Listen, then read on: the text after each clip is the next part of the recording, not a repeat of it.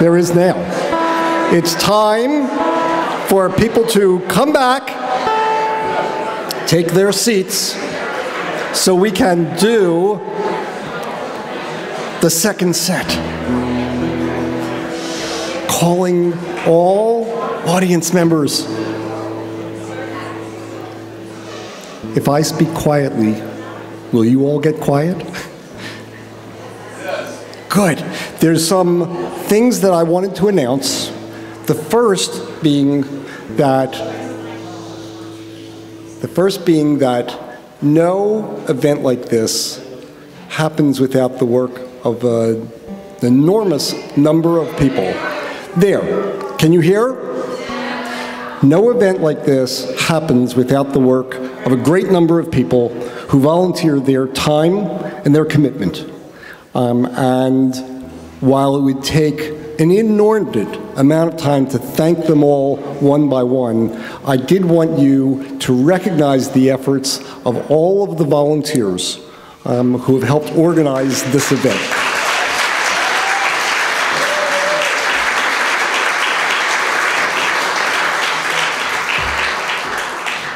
The second thing is that the next concert is going to be on March 3rd, and it's going to be a 10-piece salsa band.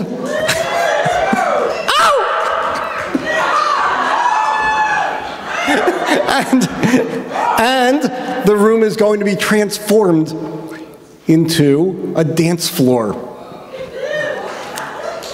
So for all of you dancers, March 3rd, Mekata will be playing. The third is on your tables. It's daylight. On your tables, there are cards that we would like you to fill out that provide some feedback. And also, if you're interested in receiving emails about Voices Cafe or want to volunteer for future events. So please take the time to fill out the slips of paper on your table. Having dispensed with the public service announcements, was the first set fabulous or what?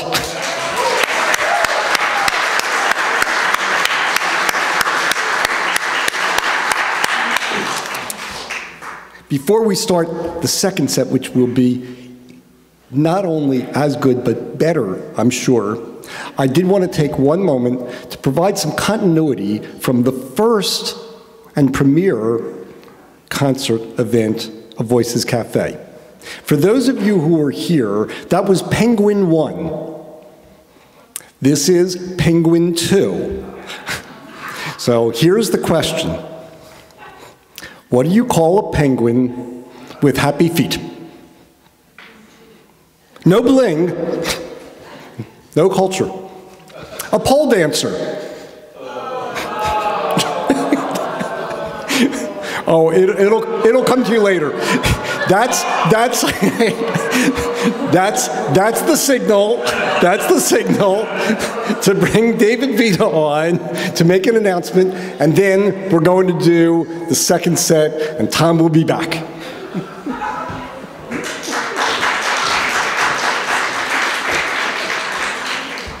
Paul just invited the dancers to March 3rd. I want to invite the wannabe dancers also. There will be salsa lessons at the beginning, so polish up your dancing shoes. Just a little change of pace from the political nature of tonight's concert. I just wanted to inform everybody, in case you missed this, that Saturday is the second anniversary of the Citizens United Supreme Court decision that enshrined corporations as persons and equated money with speech. Tomorrow at 2 o'clock, there will be a program here organized by Democracy for America and Common Cause, with 5th Congressional District Congressman Chris Murphy speaking. He's the keynote speaker. This is an important issue for Unitarian Universalists in particular, and everyone else here. At our 2011 General Assembly, an action of immediate witness was passed, calling upon UUs to oppose Citizens United and to support free speech.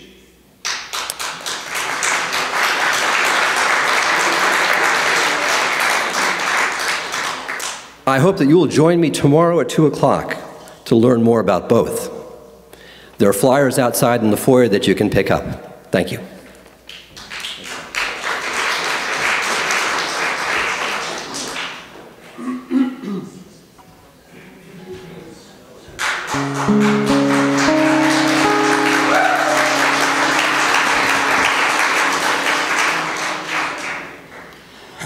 "'Twas in the year 1805, a Highland lass was she.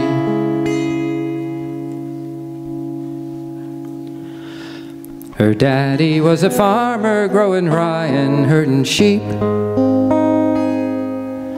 'Twas early in the morning when the soldiers come for him and took him off to fight against the French Napoleon. She cut the wood, she pitched the roof, the rain was coming down, when at her door a man appeared, and not a day too soon. He turned the soil, he pitched the he turned the soil, he sheared the sheep, she spun it on a loom. She kissed the sweat upon his brow, and she showed him to her room. Now Willie was an army man deserting from the war, the smell of shot, the taste of steel, not wanting any more. And oh, how she loved him, and worker hard was he. The fieldstone that he cleared could have built the church or three.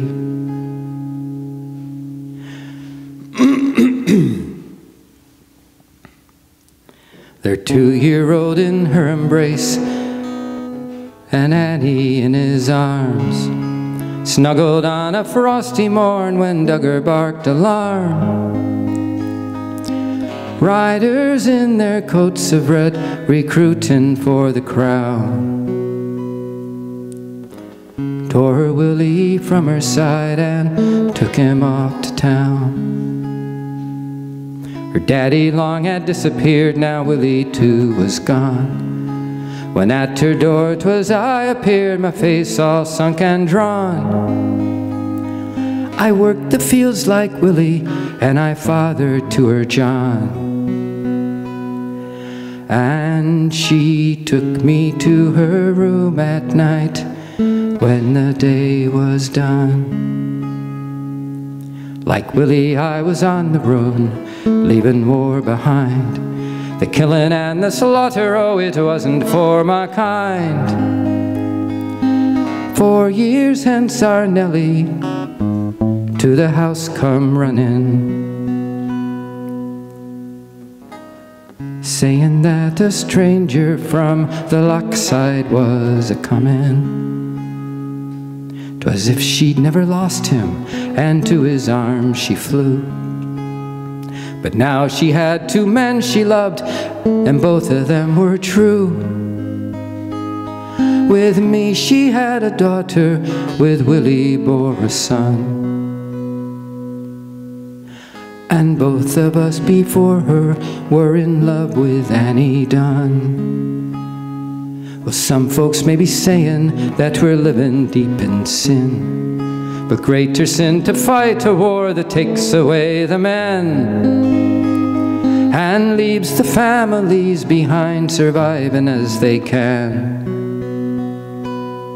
We'll make it clear to all who hear, we'll not fight your war again.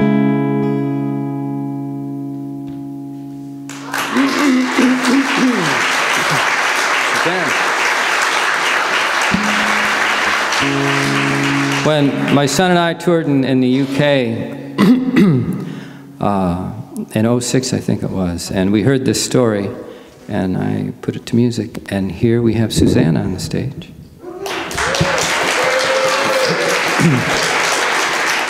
Now, when I travel, when it happens that sometimes I come across people with really skilled performers. And so, you know, it's like Lynn telling me she didn't sing, Suzanne. Not quite. So anyway, I found out just how great a performer Suzanne is, and so she's going to do this number with me. Last summer, my family... No. Last summer, my family went camping. In summer, the weather was in August, the weather was hot. We sat by the fire in swimsuit attire. A root beer on ice hit the spot. I get vitamin C from my OJ. I know that milk's good for my bones. And there's other options like smoothie concoctions, but I can't leave root beer alone. But root beer makes me burp.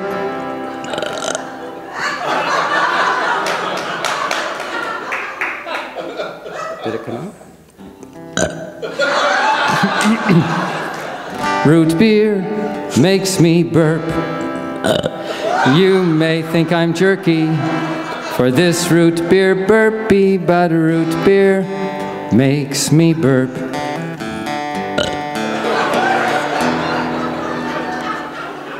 I eat all my I eat all my corn, peas, and carrots. I'll down all the tofu you got. Waters for washing, root beers for sloshing. I like my root beer a lot. But root beer makes me burp. Root beer makes me burp. You may think I'm jerky for this root beer burpee, but root beer makes me burp.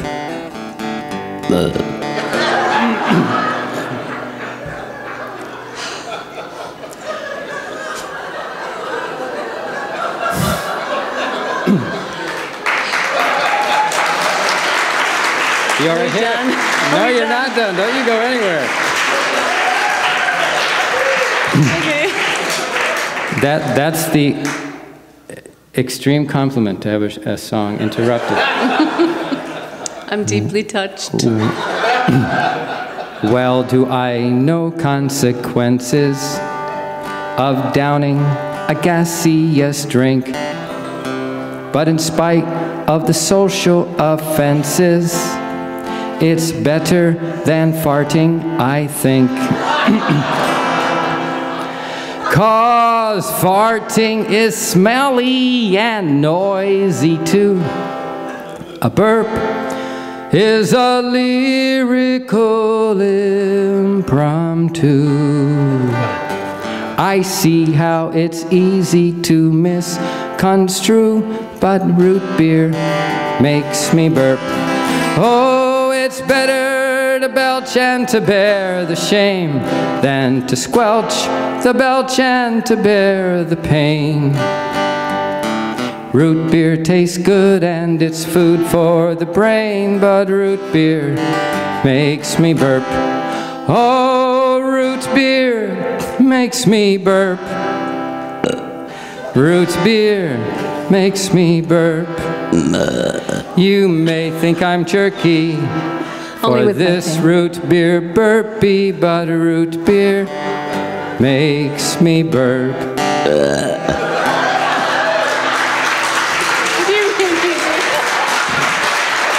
Thank you, Tom. Yo!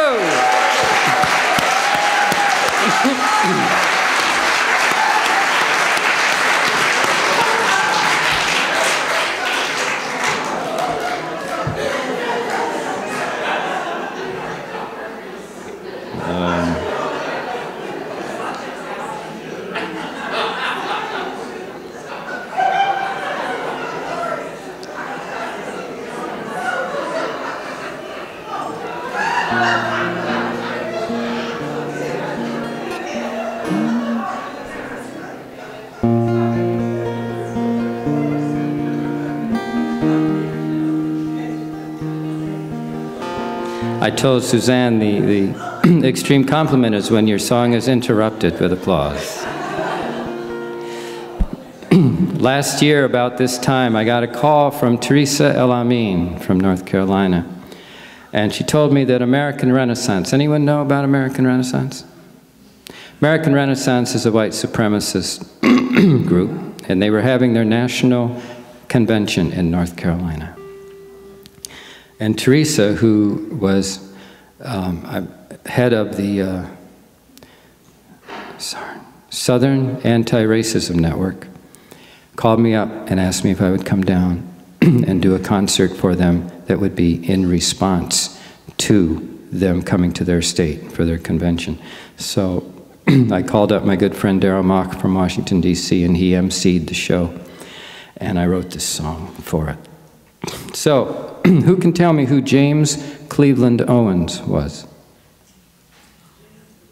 James Cleveland Owens. From Alabama, I moved to Ohio, and James Cleveland's nickname was JC for James Cleveland. And when his mom enrolled him in an Ohio school, the administrator heard Jesse instead of JC. It was Jesse, and that's how Jesse Owens got his name. Who said that? Oh, Victoria, you need to get... So Victoria, bling her music. That's right. So, Victoria, did you know that, or were you just trying to put one and two together? Yeah, I know, but had you known that previously? You did. Good. Oh, good. Well, you can probably fill in some things. So, Jesse, all right, well, here's some other things then. Who was Julio McCall? Julio McCall. Julio McCall was the horse that Jesse ran against to make money, because when he came back with 4 gold medals, he couldn't get a job. So he was a sideshow running races against this old racehorse. Who was Mac Robinson? Mac Robinson won a silver. And what year were those Olympics? Oh, jeez. Back up the truck. That's right. Mac won a silver. Who was Mac Robinson? Mac was Jackie's older brother. When Mac came back with his silver medal, he couldn't get a job either. And he pushed a broom, and he would wear his U.S. Olympic jacket, and white folk hated it, that he would wear this USA jacket. Who else do I want? Oh, Avery Brundage. Everybody knows Avery Brundage. His nickname was Slavery Avery, because he did not want any of the black athletes to go, because he was a Hitler sympathizer. Anything else I left out?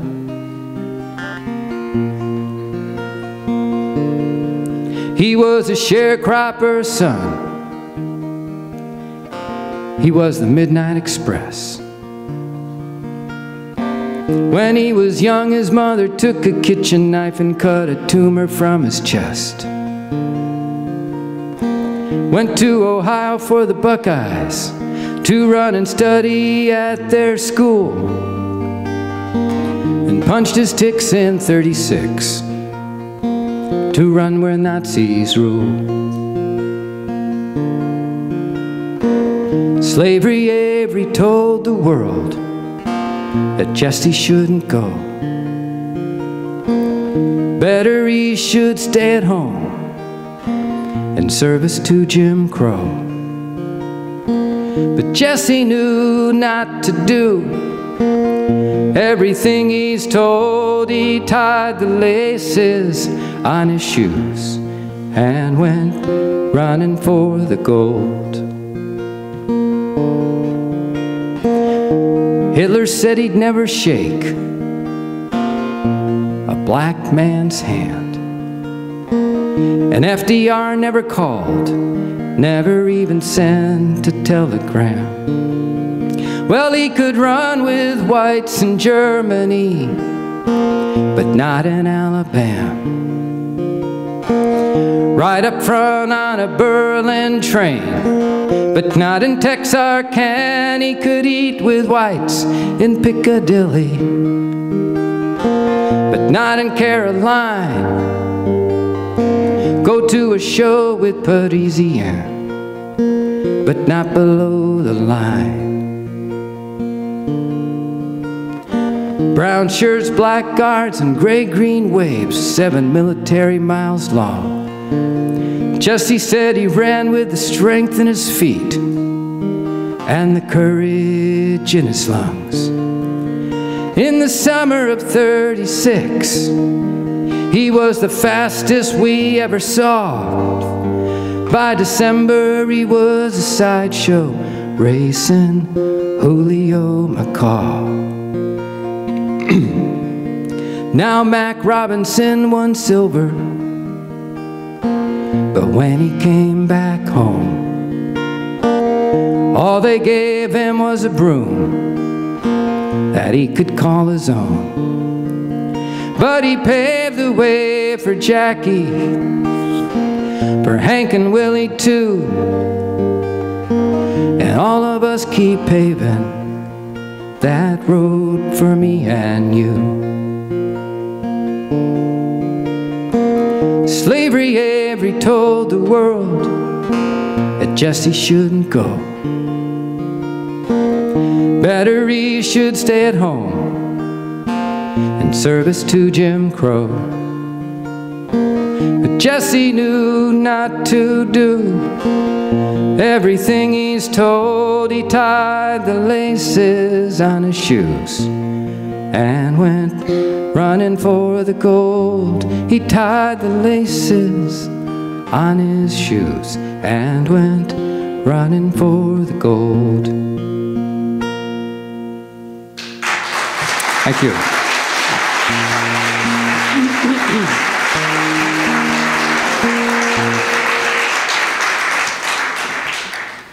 Well, I am really a shy person. I am, aren't I? I'm very shy. I am.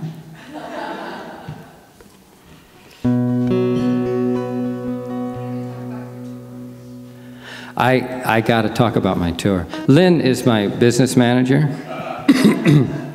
She is roadie, she is driver, she has rearranged my life.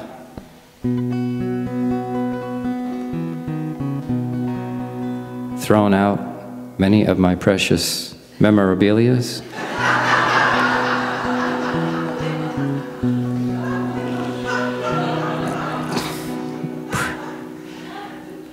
I won't say any more about that. But this is stop number 2 on a 13-state tour over the next 6 weeks. And it would be great if you could go to my website, take a look at the route, and give a shout out to people along the way, and let them know we're coming. And you know, if any of you have any ideas for venues, or people who are friends with venues, from living rooms to churches to meeting houses to libraries to where have you, union halls, let us know. So I'm a real shy guy, and 40 years ago I was even shyer. And there was this woman, but I was too shy to tell her for 3 years in college. In the summer before my senior year, I was going to let her know what my intentions were. And I came back, and she was student teaching, and the next thing I knew, she was engaged.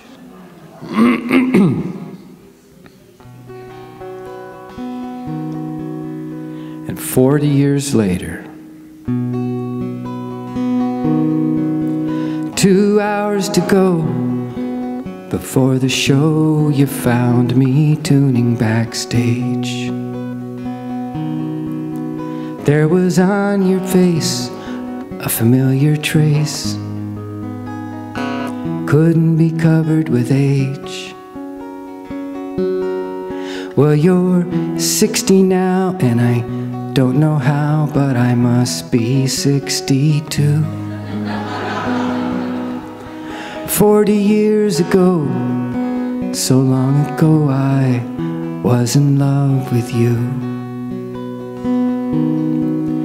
40 years ago, we sang Dufay and Palestrina, Renaissance act we were. And now you're working up my songs, still naturals with her. Of all the music halls in all the cities in the world, you had to walk into mine. And now I'm reliving 40 years that had been lost in time. We sang 40 years of love songs in the show I did that night.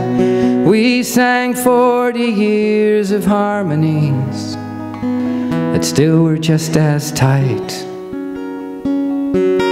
Though your name wasn't on the billing, you were the high point of the show, and an encore for a memory before you had to go. We were juniors in that college town in 1969. But I was too slow to let you know. I thought I had more time. You were married by the end of June. You said it was your big regret. And I was gone avoiding Vietnam, said goodbye to our duet. But tonight the crowd thinks we're a pair. They thought you were my wife. They thought that we were on the road, how we spent our life. Oh, they're roaring now, they're on their feet, and I feel you take my hand. At this microphone, let this life begin, not be a one-night stand. We sang 40 years of love songs in the show I did that night. We sang 40 years of harmonies that still were just as tight. Though your name wasn't on the billing, you were the high point of the show, and an encore for a memory before you had to go. Well, the concert's done and the crowd is gone, and you're packing up with me. You look again into my eyes, you kiss me tenderly, but you said your husband's waiting up. You said he didn't know. You kissed me and you drove away, just like 40 years ago, just like 40 years ago. If we had a time machine, would we have another chance? Would our lives have turned out differently if we had had our own romance? Oh, I didn't want to leave you. 40 years it'd been, but for an hour on stage tonight, we were in love again. We were in love again. Thank you.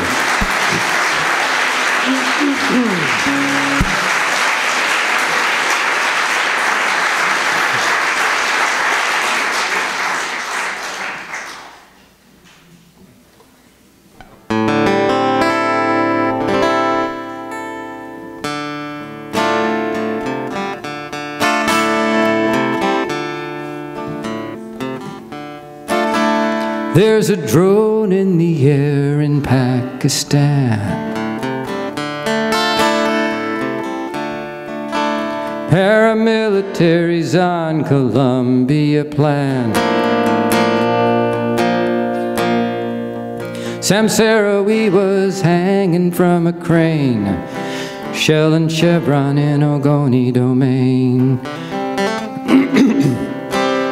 Rahm Emanuel can bully junior senators to vote for war in Afghanistan. And Shates and Clinton can rattle their sabers to make combat with Iran. Oh, you can feel how you will every time you see old glory unfurled. But these colors don't run. These colors don't run. These colors don't run the world.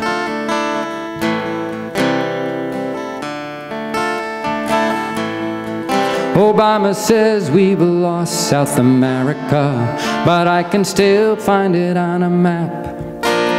He says we need 50,000 mercenaries so we can occupy Iraq. You can blockade the people of Cuba. You can blockade information flow. You can bomb Vietnam to the Stone Age and torture in Guantanamo. And you can feel how you will every time you see old glory unfurled. But these colors don't run. These colors don't run. These colors don't run the world.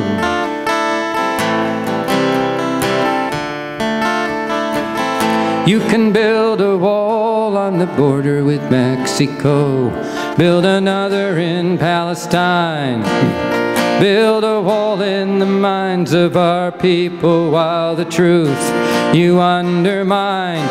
You can love this country or leave it. You can wave the red, the white and blue. You can get child labor at Walmart, and when you wear those Nike shoes, and you can feel how you will every time you see old glory unfurled. But these colors don't run. These colors don't run. These colors don't run the world.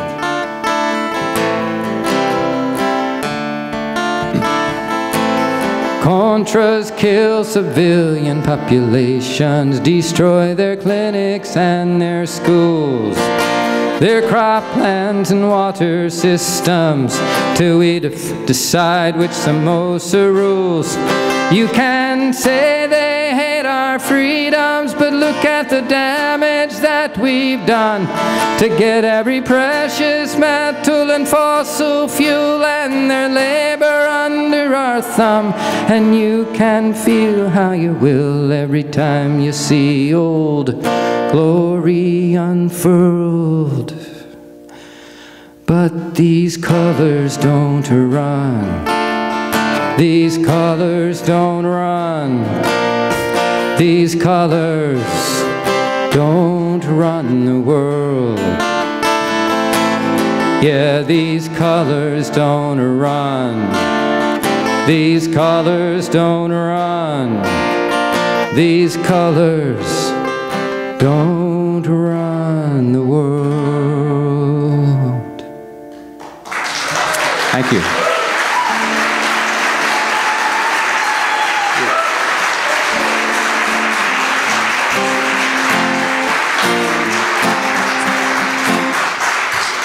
Thank you. This next song has a couple of antecedents to it.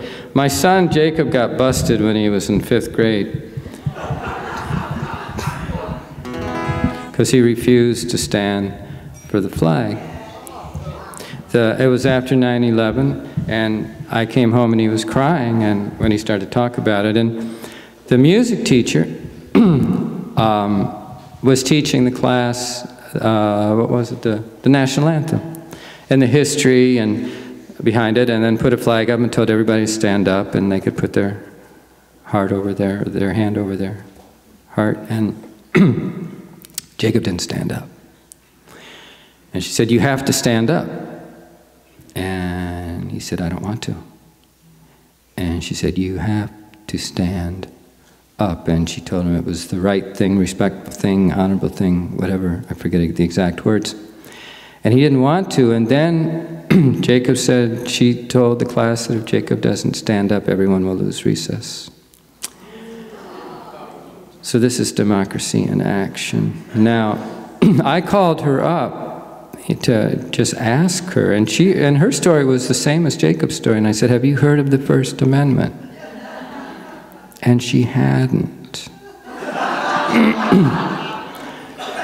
At least in that conversation, she was not cognizant if there was a First Amendment, but not what it entailed. What is the test case for the First Amendment? Barnett versus West Virginia, 1947, Jehovah's Witnesses. Because Jacob said, "Daddy, will you go and tell the principal about that law that says I don't have to stand up?"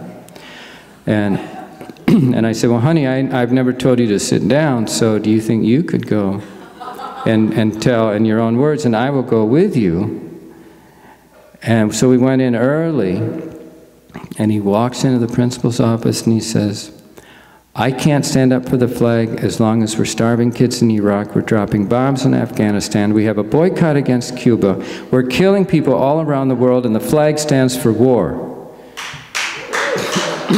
And I thought, well, that's good for starters. Yeah? And all he wanted was an apology. We're Quakers. And one of the elders came from the Quaker meeting, came to talk with the principal, and all we wanted was an apology. And what a great teaching moment.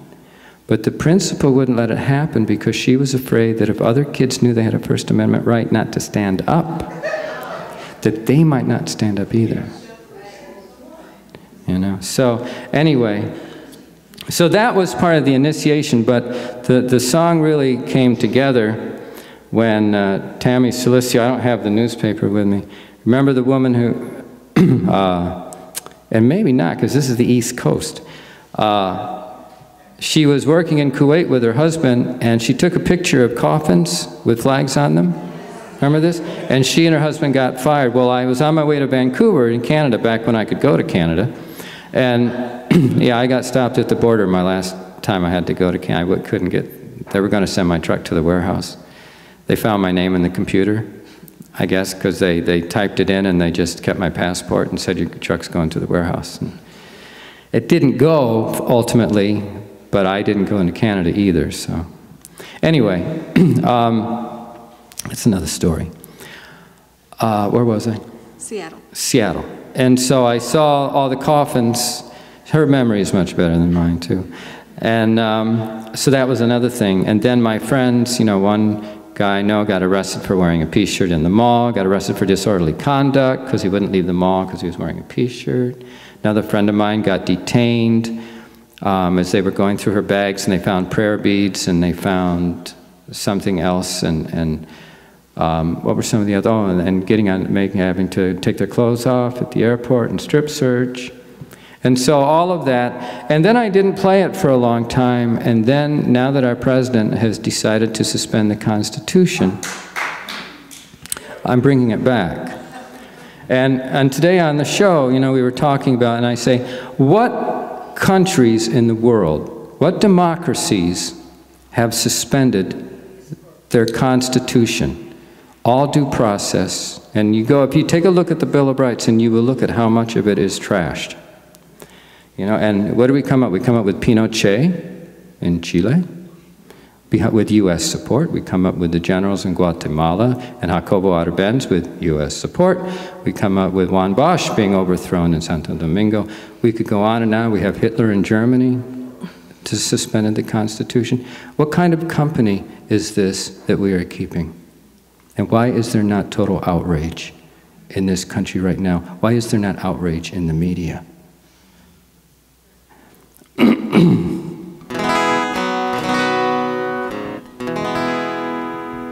How's this one start again? I forget.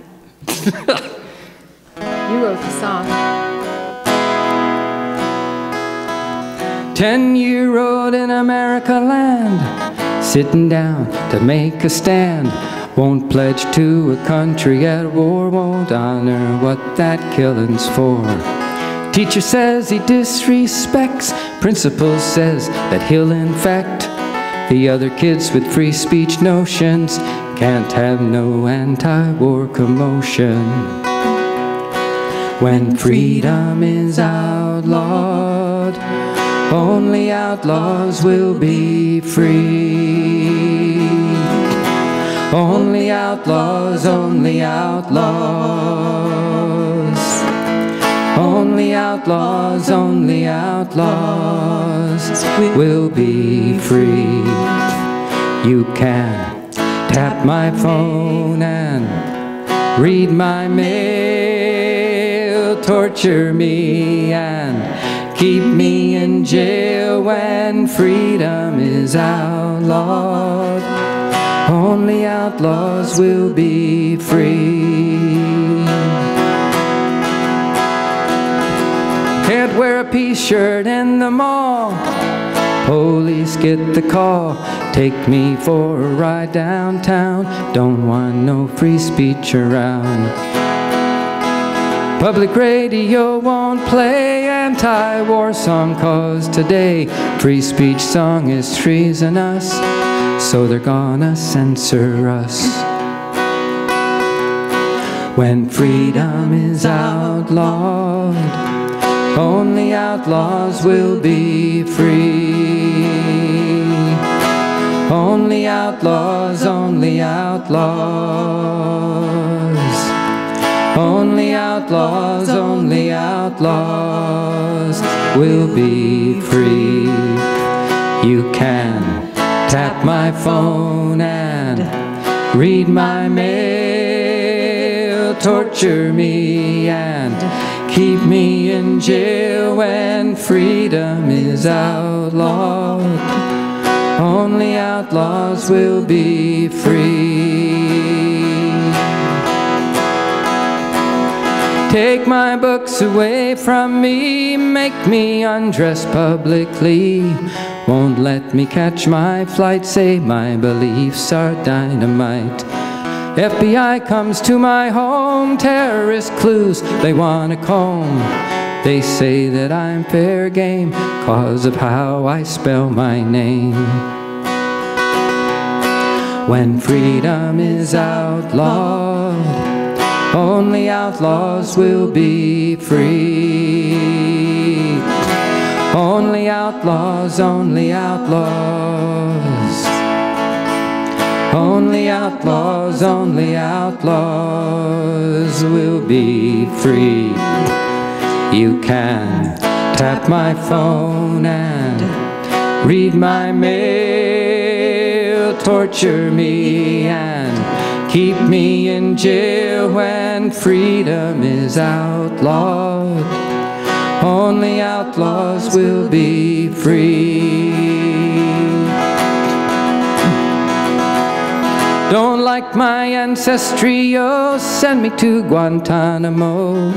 Don't tell my family what's become of me. Can't put no coffins in the press, they might cause some unrest. Old soldiers never die, just another media lie. When freedom is outlawed, only outlaws will be free. Only outlaws, only outlaws. Only outlaws, only outlaws will be free. You can tap my phone and read my mail, torture me and keep me in jail when freedom is outlawed. Only outlaws will be free. Oh, in the name of Homeland Security, you can make a terrorist of me. When freedom is outlawed, only outlaws will be free. Only outlaws, only outlaws. Only outlaws, only outlaws. When freedom is outlawed, only outlaws will be free. Thank you.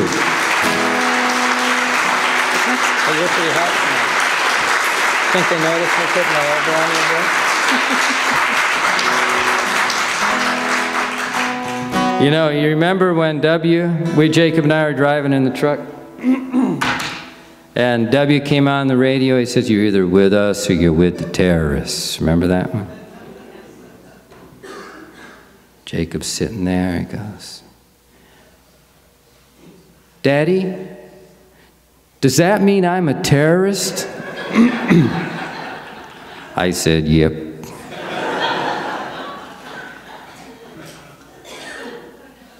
"Daddy, you must be a terrorist too."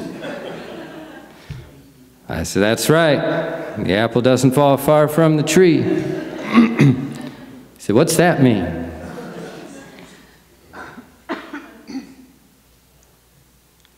"Daddy, the whole Quaker meeting is terrorist, aren't we?"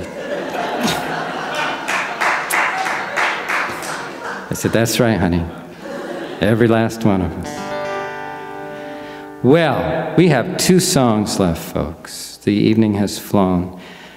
Thank yous were given earlier, and I just can't express, you know, I know I would leave names out. I met Monica and Corinne in the beginning in the kitchen. I know there were many, many people, many hands make events like this work. David, and I mentioned to David, but you all got to know, and I speak for all traveling musicians, sometimes, you know, people say they want shows and they disappear on us, or it's like pulling teeth to get them to communicate. David was so responsive.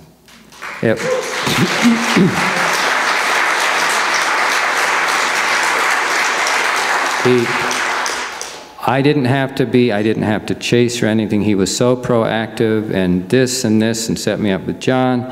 And this is the type of coordination and what you have done tonight that will make for a successful coffee house, because word of mouth spreads, and my musician friends, you know, we share the venues to avoid and the ones that you want to play at. And you folks rock. You are really great, and thank you.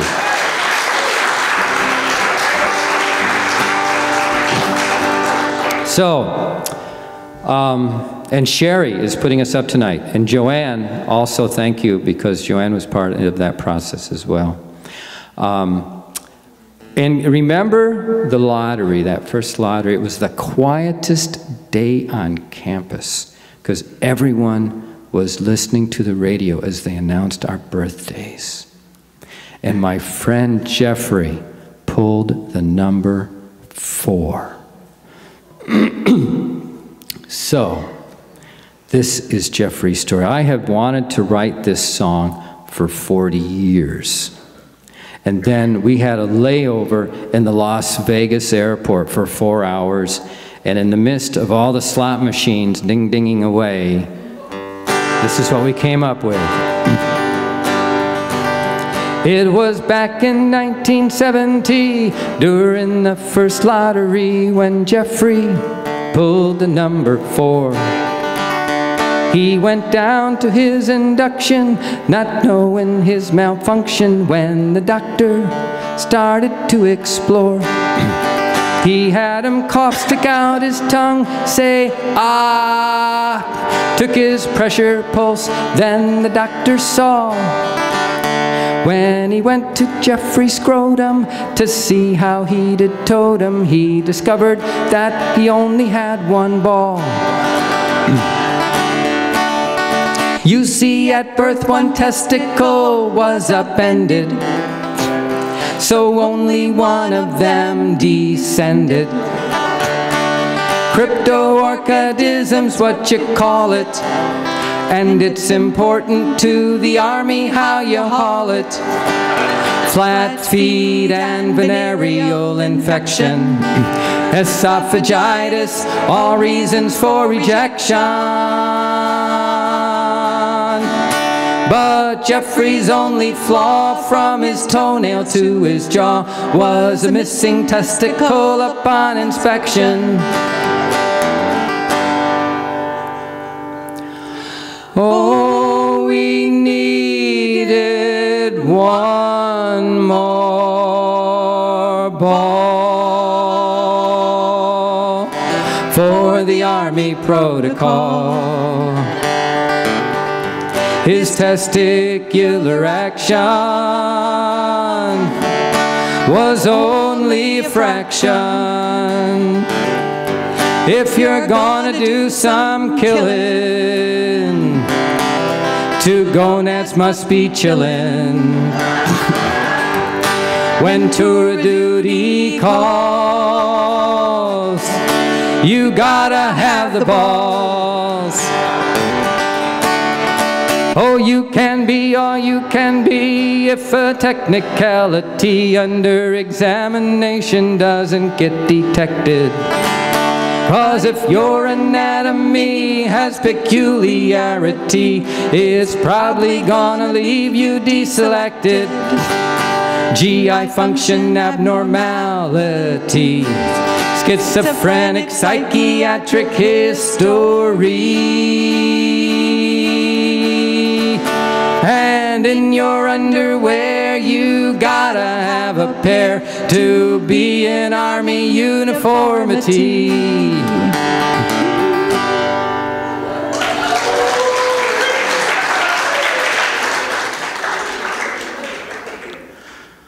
Oh, we needed one more ball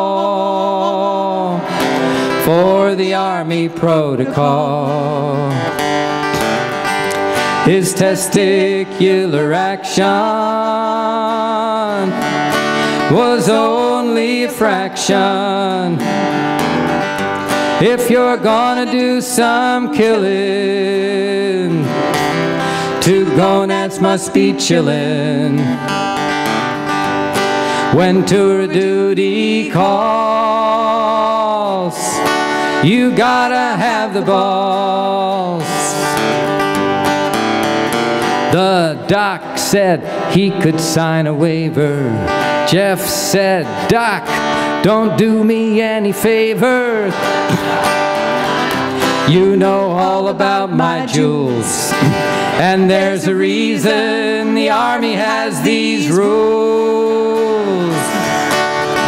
I'll take that 4F classification.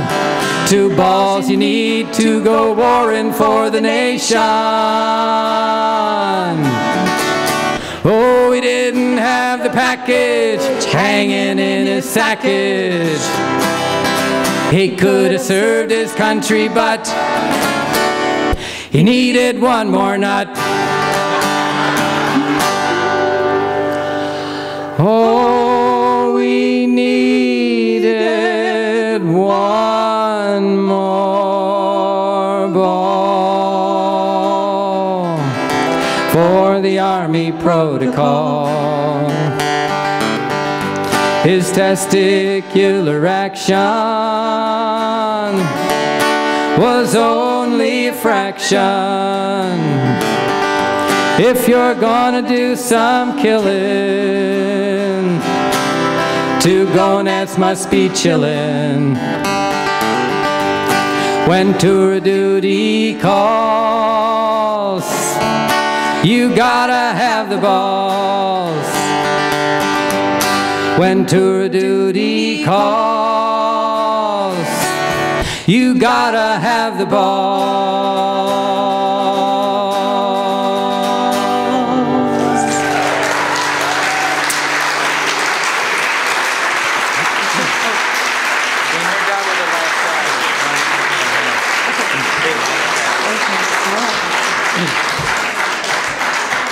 Well, thank you so much. You folks are great.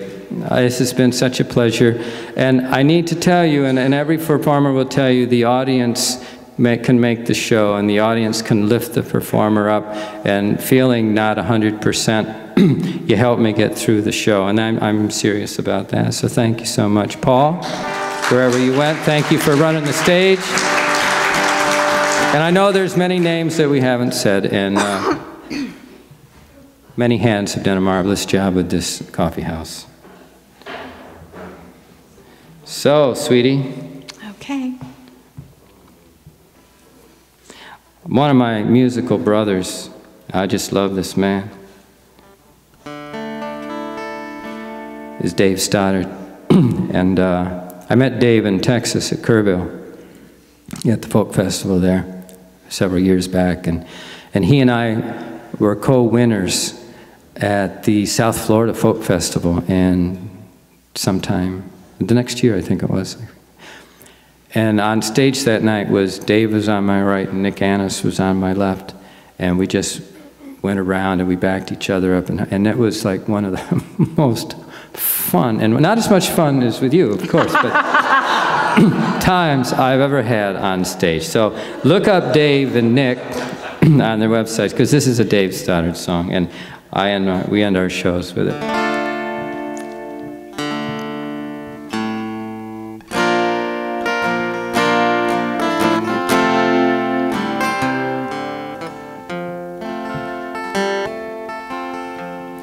It's 3 to a measure, a quarter gets 1.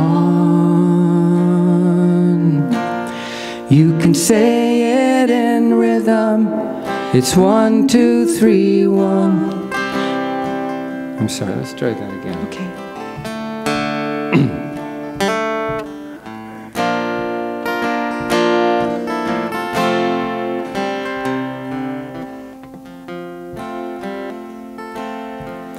It's 3 to a measure, a quarter gets 1.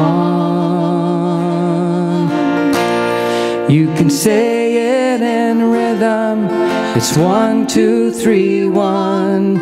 Easy to hear it, truth rendered in sound.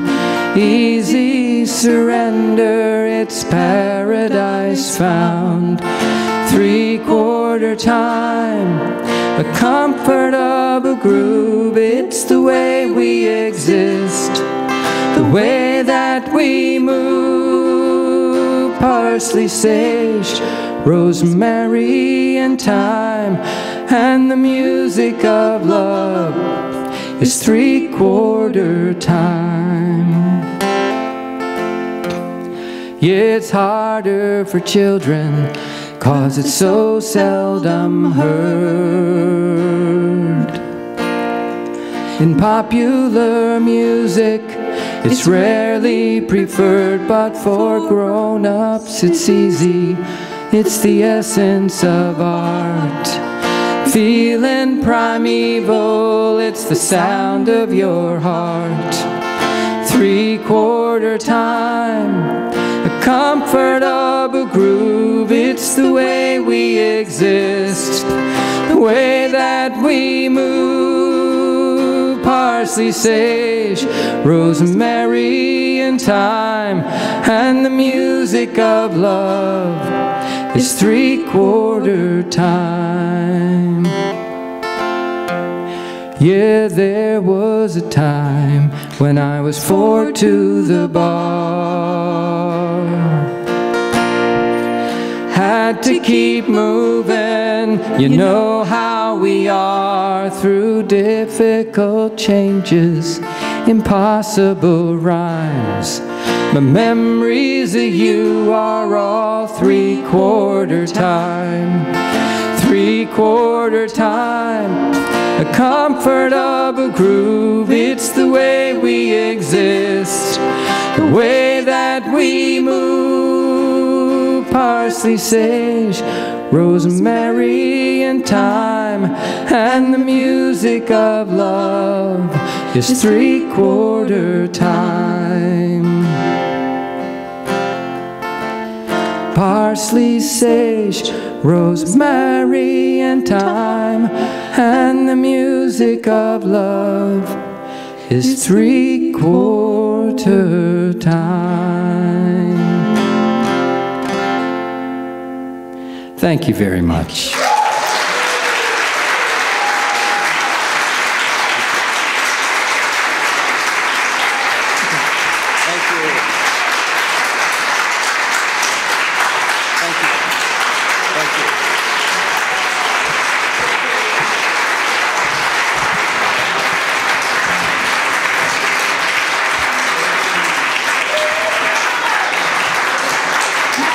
I know that Tom has one more song in him tonight, and I think that if you applaud really loud, he'll do it. I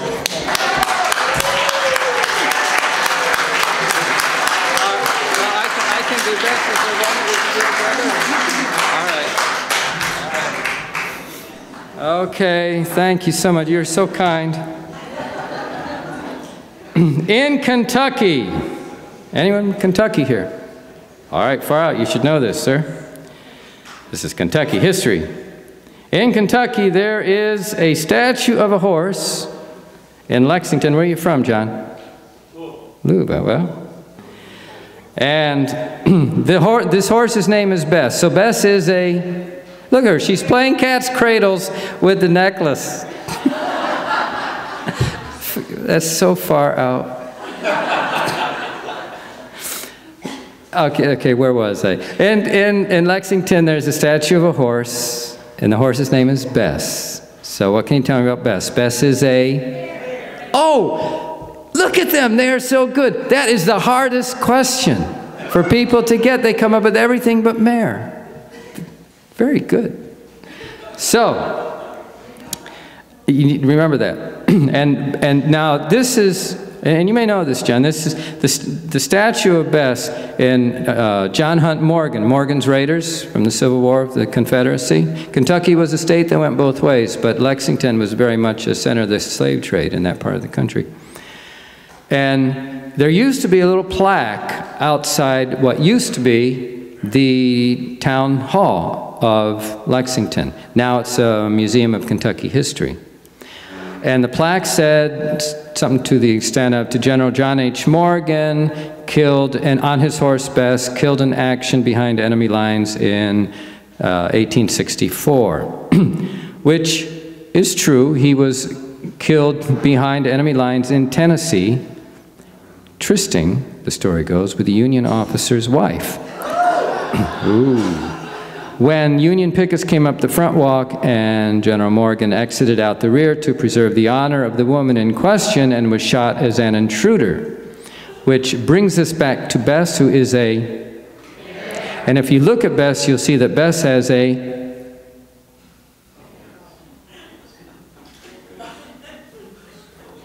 What? What? Louder.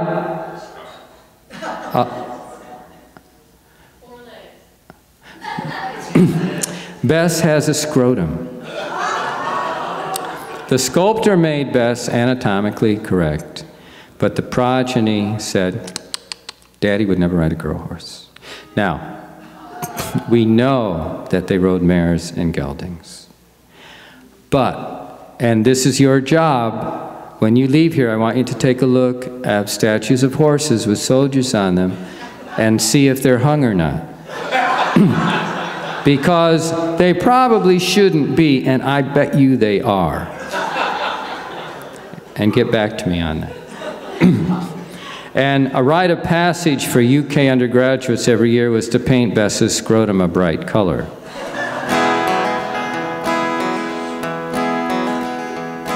Of monuments and plaques and statues of the human race, most of them are all of men, hardly a woman's trace. And even among animals, the issue's one of gender. A hero sitting on a horse, if mare, she must have a member. Now General John H. Morgan of Lexington, Kentucky, was shot by soldiers while upon a tryst that ran amucky. But sitting up astride his mare, Bess his favorite steed, a sculptor gave her stallion attributes she doesn't need. Proud the eye of good old Bess, her shamelessness uncanny. She just ignores the testicles hanging neath her fanny. Kentucky students are afflicted with an annual rendition to brightly paint her scrotum is a proud UK tradition. So sorrow comes to bluegrass men like darkness o'er them falls. For well we know that men should show respect for a lady's balls. And how can women take their place in history in due course when monuments won't even let a lady be a horse? And how can women take their place in history in due course when monuments won't even let a lady be a horse? Thank you so much. Thank you.